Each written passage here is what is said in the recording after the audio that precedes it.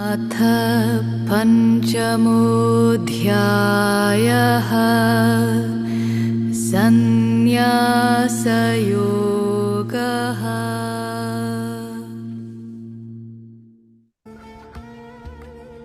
Namastê, muita luz e muita paz. Muita luz, Herbert. Namastê, muita luz e muita paz a todos. Obrigado, Bruno, pelo convite mais uma vez. Então, hoje a gente vai para o capítulo 5, né? Esse capítulo, de uma certa forma, ele continua um pouco aquelas ideias, né, dos capítulos anteriores, né? Sobre a questão do conhecimento, né? Sobre essa questão da ação sem apego, né? Então, aqui ele vai estar falando também sobre isso. Os ensinamentos são bem semelhantes, né? Inclusive, eu tenho até uma mensagem para passar no final, né? De uma orientação que eu recebi. Então, a essência sempre é a mesma, tá bom? Porém, o Krishna, ele vai usar, como é que eu posso dizer, modificar suas palavras, né? Mas sempre ele vai estar conduzindo o Arjuna ao mesmo objetivo. Então, eu vou começar, Herbert. Quer falar alguma coisa? Vou fazer um comentário aqui também, né? A minha reflexão sobre o capítulo como um todo, né? É que, como o Bruno falou, ele vai dar uma continuidade ali no que ele já vinha falando, nos mostrando que tem dois caminhos, né? O da ação e o da inação, né? E que todos esses levam, né, a esse retorno à unidade, à fonte, né? Mas uma coisa que eu achei interessante nesse capítulo é que ele mostra que existe uma forma, como se fosse um caminho do meio ali, né? Que você harmoniza esses dois caminhos, o da ação e o da inação, e que é só este caminho que está em harmonia com esses outros dois, né? Que traz um equilíbrio, é que vai permitir que a gente alcance a iluminação, né? Essa foi uma reflexão que eu fiz aí do capítulo 5, né? Que para você ser uma pessoa iluminada na Terra, você precisa compreender os dois caminhos e viver os dois ao mesmo tempo. Né? Você teve essa reflexão também, Bruno? Tive, assim, um pouco diferente. Mas isso é que é o bom, né? Que a gente vai juntando, né? Como se fossem peças do quebra-cabeça e chega ao mesmo objetivo, né? Como ele vai falar aqui, né? Que quando você vê do alto, né? Esses dois caminhos que ele vai expor aqui são a mesma coisa, né? Sim, Para aquele que transcendeu as dualidades, né? Achei isso interessante. Então eu vou lá. Verso 1. Então já começa o Arjuna falando, né? Primeiramente me pedes que renuncie ao trabalho e depois passa a recomendar o trabalho com devoção. Agora, por favor, dize-me definitivamente qual dos dois é mais benéfico.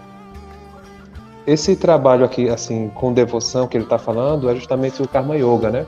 Então, para quem não assistiu, né? Se eu não me engano é o capítulo 3, né? Que ele vai falar sobre isso, né?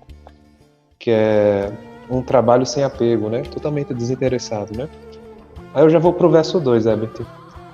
Pode ir. O Krishna vai responder, né? A renúncia ao trabalho e o trabalho em devoção são bons para obter a libertação. No entanto, entre os dois, o trabalho em serviço devocional é melhor do que a renúncia ao trabalho. Então, aqui o Krishna tá explicando, né? Que é muito melhor você agir no mundo, né? Mais uma ação desinteressada, né? Desapegada, né? Do que você renunciar à ação, né? E a gente sabe que no universo, né? Não tem como você não agir, né? De uma certa forma, a gente sempre vai ser convidado, né? A fazer alguma coisa, sabe? Só que a gente pode agir com sabedoria, né? E é isso que o Krishna está falando, né? É muito melhor você agir no mundo, né? Com essa consciência, né? Do que você buscar não fazer nada, sabe? Ele está falando aqui sobre a renúncia, né? Isso até já é um assunto que a gente conversou, né? Na Índia existem muitos renunciantes, né? Então são pessoas que deixam a sociedade, né? Deixam aquela vida conjugal, né? Para viver uma vida de renunciante, né? Sabe? Buscando a espiritualidade, né? Porém aqui o Krishna ele vai falar que desses dois caminhos, né? Esse caminho da entrega, né? Do desapego, né? Você agindo no mundo com essa consciência, ele é melhor. No teu tá um pouco diferente, né, Herbert? Eu tava lendo também. Sim, o capítulo é o verso 2, né? Isso, o verso 2. Quer que eu leia aqui? Pode ler. Ó Arjuna, tanto a renúncia como a prática das obras têm grande mérito. Ambos conduzem ao alvo supremo. Entretanto, é preferível a prática das obras à sua renúncia. A reta ação é muito melhor do que a inação. né? Então ele enfatiza aí a reta ação, né? Que é aquela ação, né, que está em comunhão ali com o fluxo natural das coisas, né? Então não é qualquer ação, né? Não é, né, Bruno? Então eu vou sair matando todo mundo porque eu tenho vontade de matar, tenho vontade de roubar. Não, é uma reta ação. Você tem que seguir por um caminho onde você não faz mal a ninguém, né? Procurar agir, né, de uma forma que você não prejudica nenhum outro ser, né, do universo. Essa é a retação, né?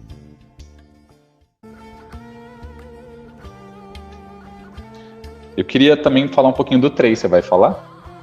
Pode falar. Pode falar? Uhum. Eu vou ler o 3. Ó, para não caíres em confusão, discerne bem o uso destes termos. Só se abstém verdadeiramente aquele que não odeia a ação, nem por ela se apaixona. Assim é que ele pratica a renunciação, nada odiando e nada desejando. Quem está acima dos contrastes e conserva-se calmo e contente, sempre pronto a cumprir a sua tarefa e, contudo, sem apegar-se à obra, facilmente se liberta dos vínculos da ilusão. Né? Então ele continua aqui falando que existe aí um caminho harmônico, né? Ao mesmo tempo que você não está apegado à ação, você também não está apegado à renúncia, né? Você tem que ali seguir por um caminho, né, do meio mesmo, né? Sem, como ele fala, se abstendo dos contrastes, né? Então você se liberta dos conceitos humanos, né? Vê a coisa com outros olhos. Você tem que, né? Só assim você vai ter uma retação, né? Vendo o mundo de uma forma que a pessoa comum não enxerga, né? A pessoa comum vai achar você um doido, né? No meio da sociedade.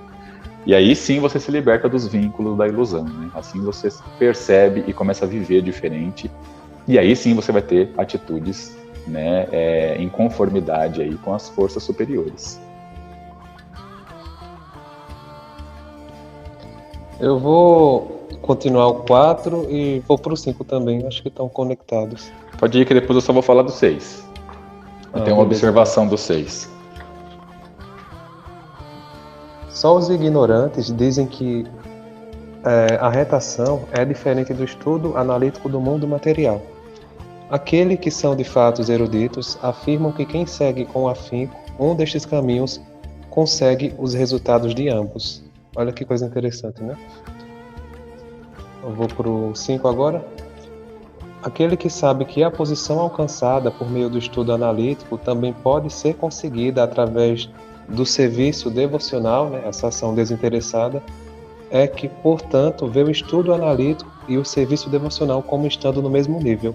Vê as coisas como elas são. Como a gente já conversou, né, então aquela pessoa que alcançou a realização, né, ela passa a enxergar esses dois caminhos como o mesmo, né? A questão do estudo analítico, né, talvez a interpretação não foi assim uma das melhores, né, se refere àquele conhecimento espiritual, né, que a gente discutiu no capítulo anterior, né, o Jnana Yoga, né, que é justamente o entendimento do ser encarnado, né, não é apenas o conhecimento intelectual, né. E ele fala que esse caminho também conduz a essa realização, né, assim como a retação, né, que é a prática desinteressada, né. Aí eu vou deixar o 6º falar, Herbert. Ou os outros, né? Só o 6. Depois eu já vou pular mais para frente também, ó.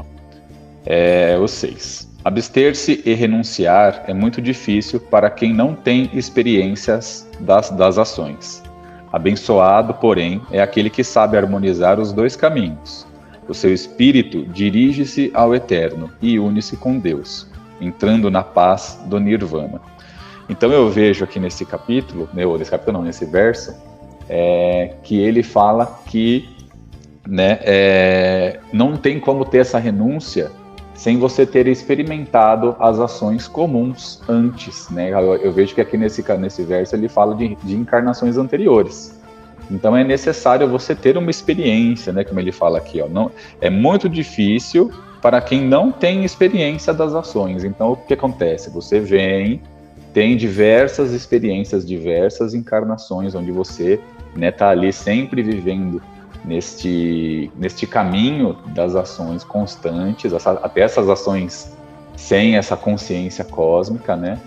E aí só depois você consegue praticar a renúncia. Então essa pessoa que chega nesse caminho no qual ela vai praticar a renúncia, né, ela já passou pelo caminho das ações anteriormente, né? Não é uma coisa simples, né? Não é uma coisa fácil de se fazer, né?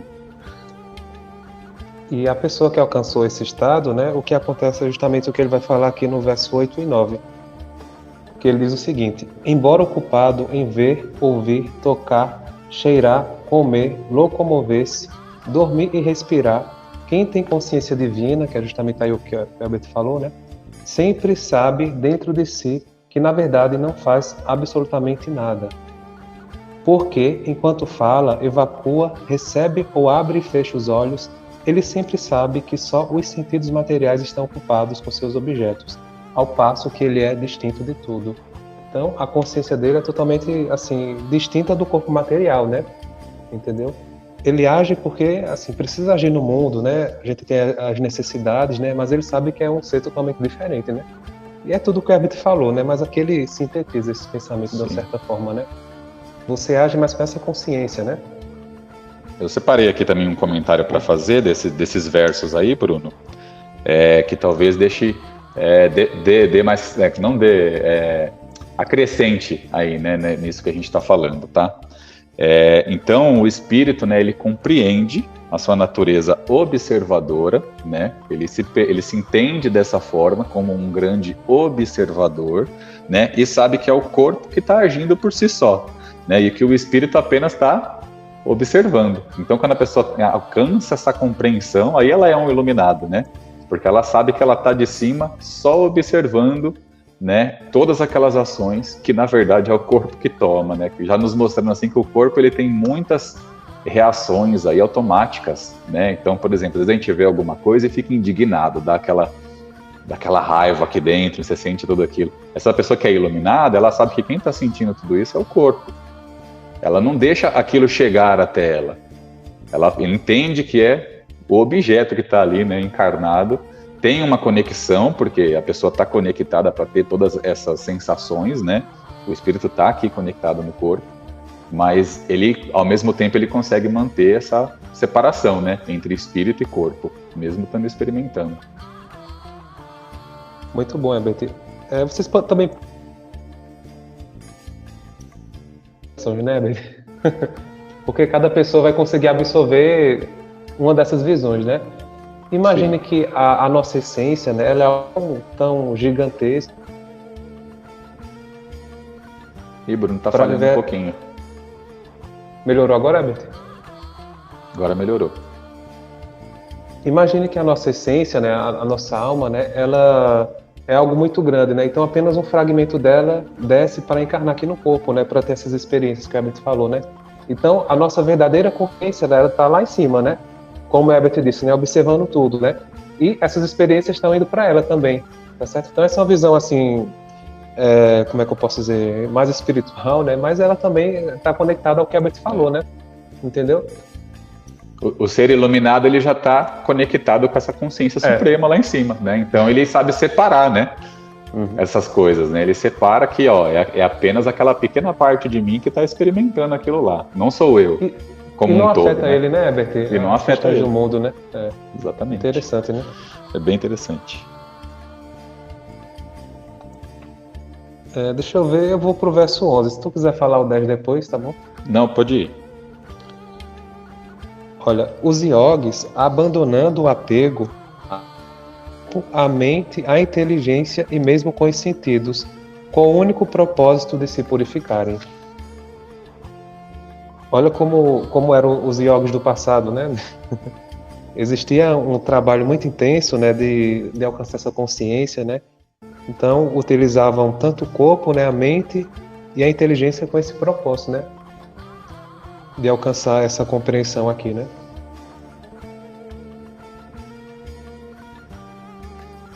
Você vai ler o 12, Bruno? Não, pode ler. Vou fazer uma observaçãozinha aqui do 12, ó.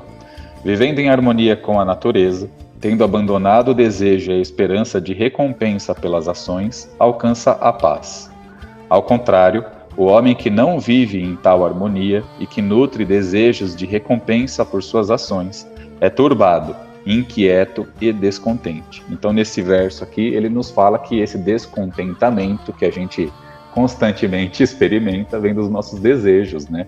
Sempre que a gente tem o desejo ali de ter alguma recompensa, de ter algo em troca por tudo que a gente faz, vai surgir esse descontentamento, vai deixar a gente inquieto, vai deixar, né, como ele fala, que a gente turbado, né, sem paz, né, no coração.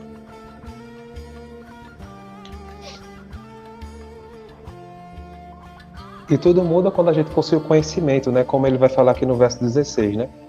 Quando, porém, a pessoa é iluminada com o conhecimento pelo qual a ignorância é destruída, seu saber revela tudo, assim como o sol ilumina tudo durante o dia. Então o conhecimento é como o sol, né? Ele clareia, né, a nossa visão, né? E isso ele até falou também no capítulo anterior, né? Que a gente deve se armar com o conhecimento, né? Mas é esse conhecimento aí, né? Do espírito, né? Não confundam com conhecimento intelectual, né? Porque esse aí não é tão importante, né? Tem uma importância, mas o que realmente eleva o ser é esse conhecimento aqui espiritual, né? Sobre o que a gente está fazendo aqui, né? Nossa real natureza. Quer ir pro próximo, Herbert? Você leu o 14 ou 15? 16. Ah, o 16. Uhum. Sim, eu quero ler o 17 e o 18, tá? Ó, beleza. Meditando sobre o Altíssimo, que é o eu real, né, esse eu superior que a gente está falando, unindo-se a ele, conhecendo-o e amando-o, passa o sábio aos estados superiores, aos planos mais altos, dos quais não volta mais para os degraus inferiores da existência. O conhecimento da verdade consumiu todos os seus pecados e erros, e ele entra no reino da bem-aventurança. Então aqui fala de novo aquilo que a gente já falou no capítulo anteriores aí, né, falando que esse conhecimento, esse alcance desse eu real, aqui desse eu superior, faz com que todos os seus pecados e erros sejam consumidos. É como um fogo que queima a madeira, né? Então vai virar cinzas aquilo ali e você não tem mais, vamos dizer assim, karma a ser resgatado, né? Aí ele continua no 18, ó. A sua vista, sendo livre da fumaça do erro e da ilusão, reconhece o ser em tudo. Igual sentimento e respeito tem ele para os homens eruditos, reverendos, nobres e iluminados, como para os pobres, ignorantes e desprezados, e até para as vacas, os elefantes e os cães, porque, tendo vencido as ilusões, vê que as personalidades de todas as formas de vida são irreais, comparadas com o eu real, de maneira que, contempladas do alto, desaparecem até as maiores distinções mundanas. Então aqui vai falando que ele se liberta de todos os conceitos, de todas as formas.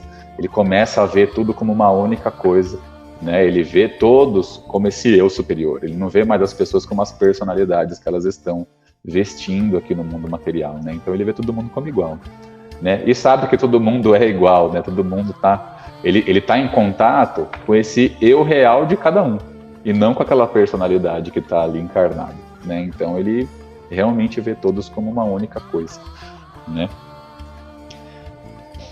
Eu tenho até uma imagem sobre esse verso, Herbert, que tu leu. Deixa eu mostrar aqui para ilustrar. Não sei se está dando para ver. Então, no interior de todos eles tem a centelha divina, né? Então, o iluminado, ele vê todos assim, de forma igual, né? O sábio, né?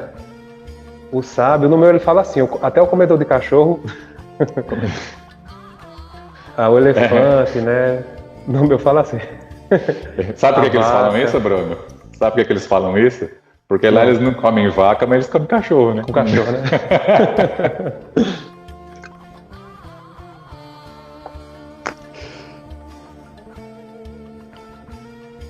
Para o nosso modo de vida é algo assim absurdo, né? Mesmo esses têm o divino também, né? Apenas.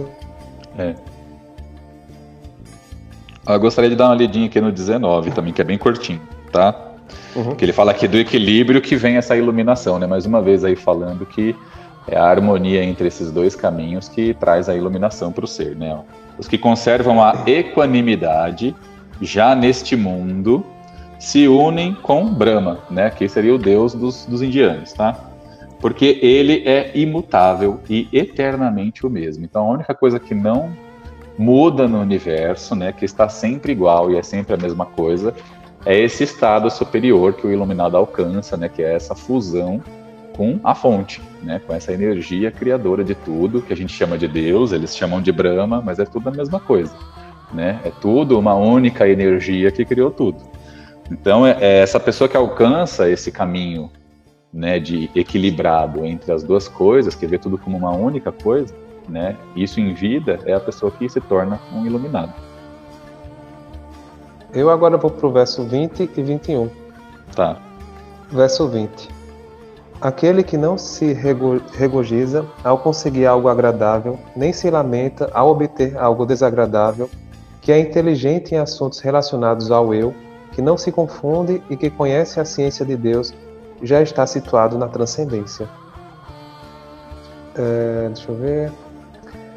Olha, se a gente for parar para pensar, somos nós que rotulamos as experiências, né? Mas em última instância são apenas experiências, né? Quando acontece algo, é uma situação que você diz, aconteceu algo ruim.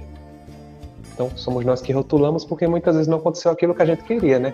Então se acontecer algo que a gente deseja, né, a gente vai dizer, não, foi algo bom. Só que em última instância são apenas experiências, sabe? Se a gente olhar dessa forma, né, não é uma coisa fácil, né? Porque o primeiro impacto você fica ali, né? Poxa, por que está acontecendo isso, né? Mas no segundo momento você já pode pensar, né? Não, isso aqui vai me trazer um aprendizado, né?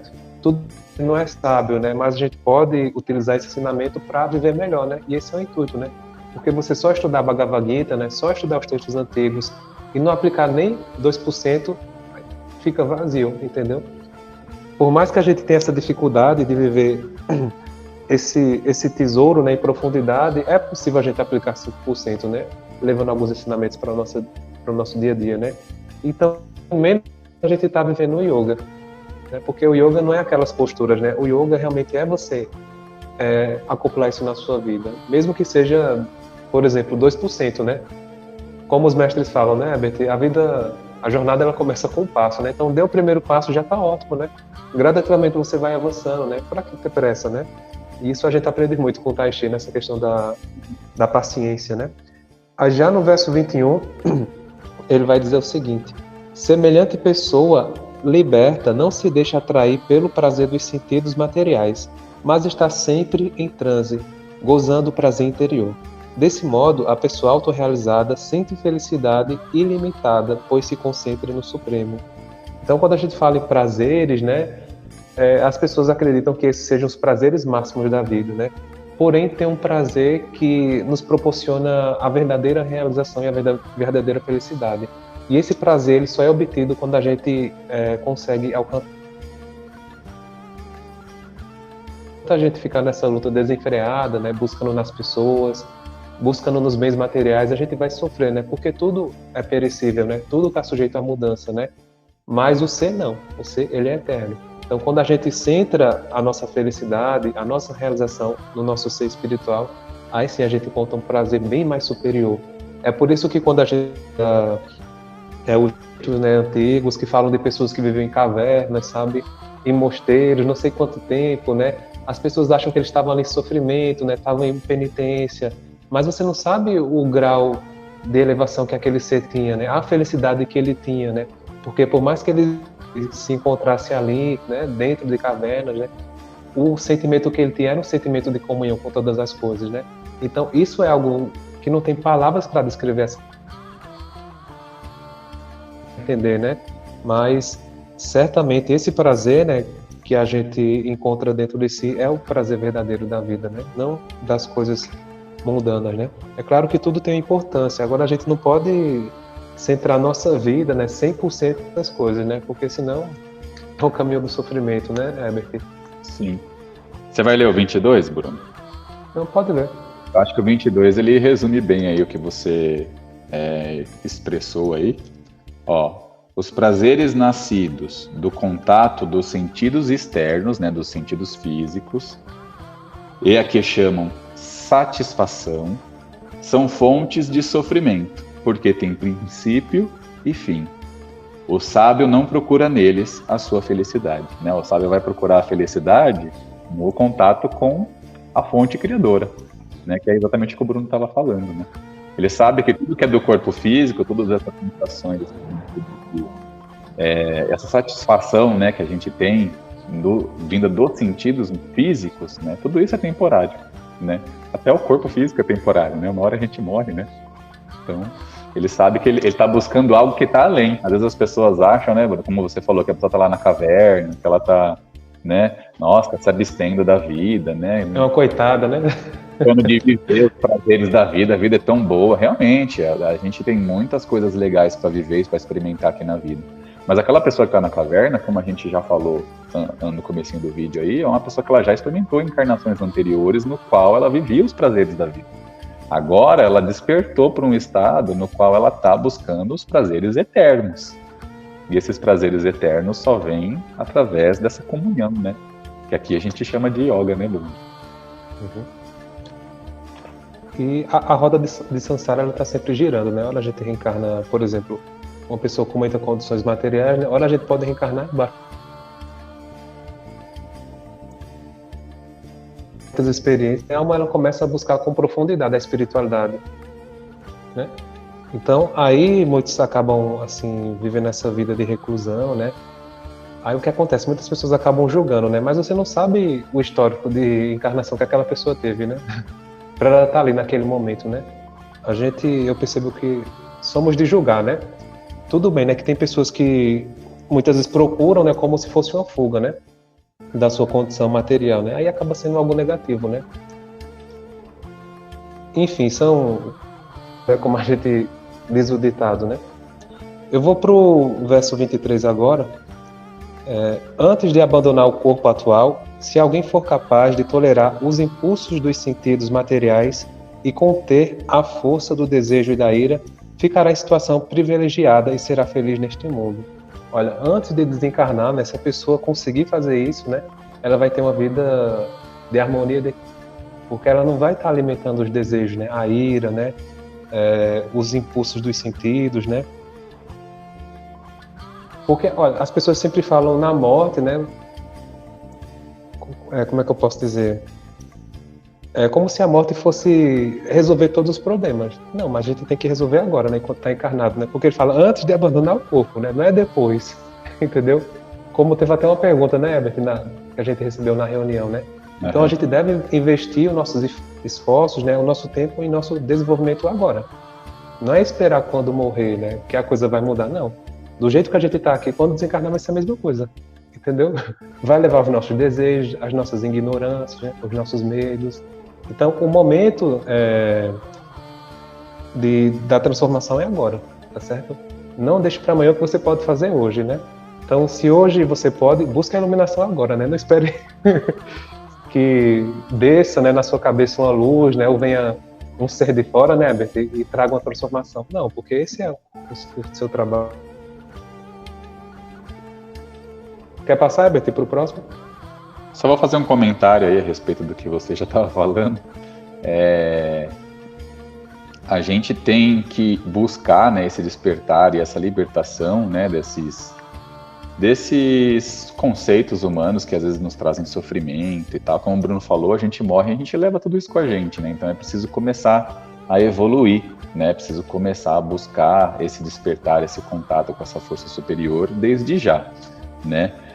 Sem aquela cobrança também de alcançar isso em vida, né, Bruno? A gente tem, como o Bruno já falou também antes, é um passo de cada vez, né? Você deu o primeiro passo, né? Vai dar o segundo, né? O terceiro, e assim vai, sucessivamente, né? Buscando esse contato, né? Tendo todo dia um pouquinho melhor, né? A gente sempre fala aqui, né?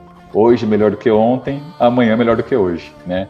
E assim a gente vai galgando aí, devagarzinho, esse despertar, né? Não foi nessa encarnação, continua na próxima, né?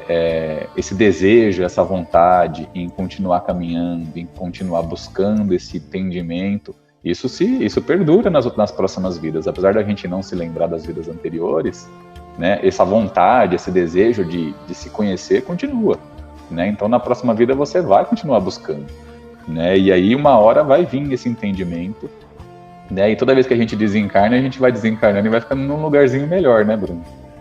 Porque enquanto a gente tem os desejos e os apegos, a gente vai ficar em lugares que tem aquela sintonia, que está relacionada com esses desejos e esses apegos que a gente emana, né? Então a gente vai também aos poucos, né, mudando aí de, vamos dizer assim, de posição, né? Vai subindo aí na hierarquia espiritual até alcançar esses estados que o livro está comentando aqui.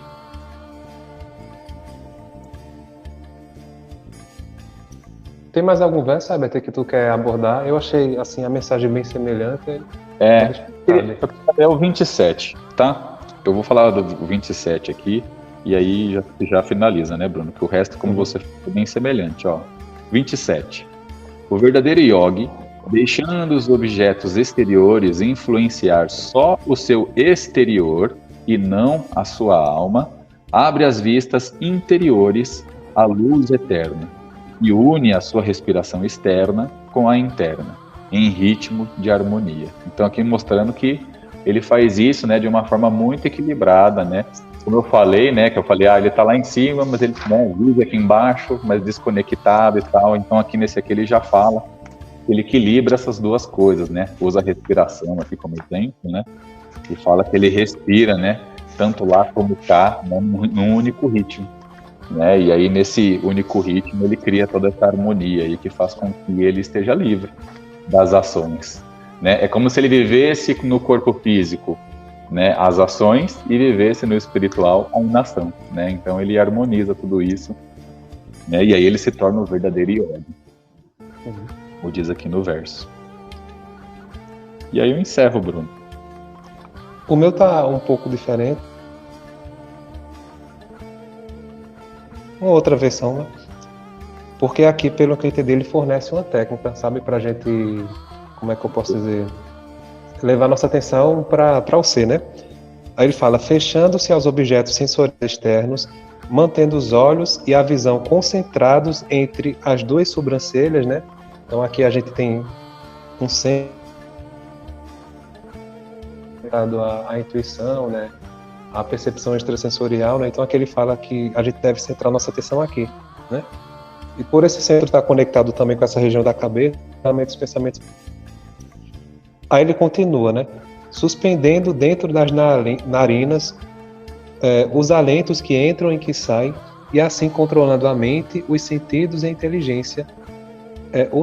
O transcendentalista, né? O yogi, que visa a libertação, livra-se dos desejos, do medo e da ira. Então, olha que coisa interessante, né? Apesar desse livro não falar sobre asana, né? Em vários momentos ele vai fornecendo técnicas, sabe? E são técnicas avançadas, né? Porque o yoga avançado é isso aqui, tá certo?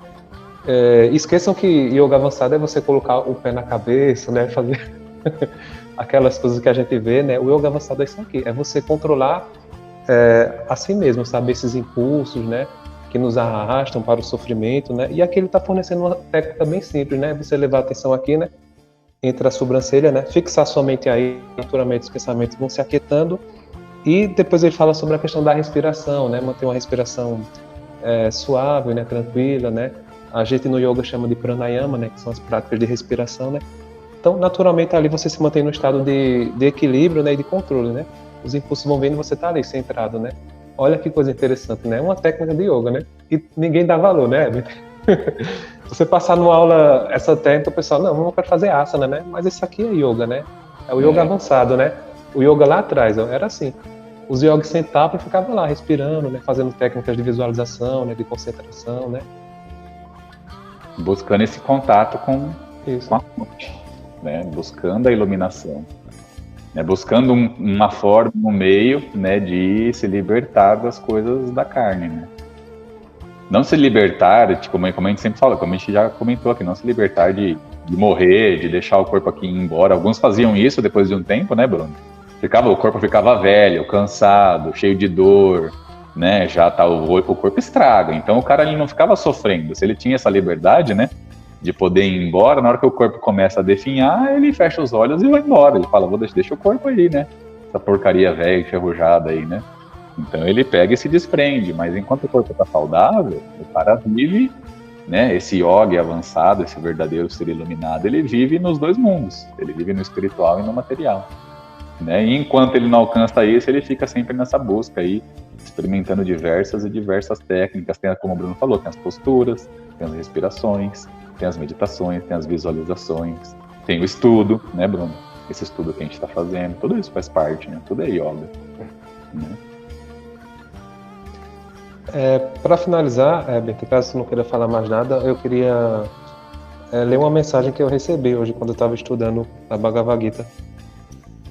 Quer falar mais alguma coisa? Não, podia? Então ele vai resumir esse capítulo, né? E também a proposta do Bhagavad Gita, né? É algo que a gente já... com Deus, todos os seus passos passam a ser canções para Ele, pois tudo o que faz, pensa e exerce no mundo são gestos de amor. Não há mais dualidade entre uma coisa e outra, mas um profundo sentimento de união. Sendo assim, a renúncia e o conhecimento divino brotam naturalmente em seu ser. Arjuna representa a alma confusa, por não estar em unidade. Não pode compreender o ensinamento do mestre.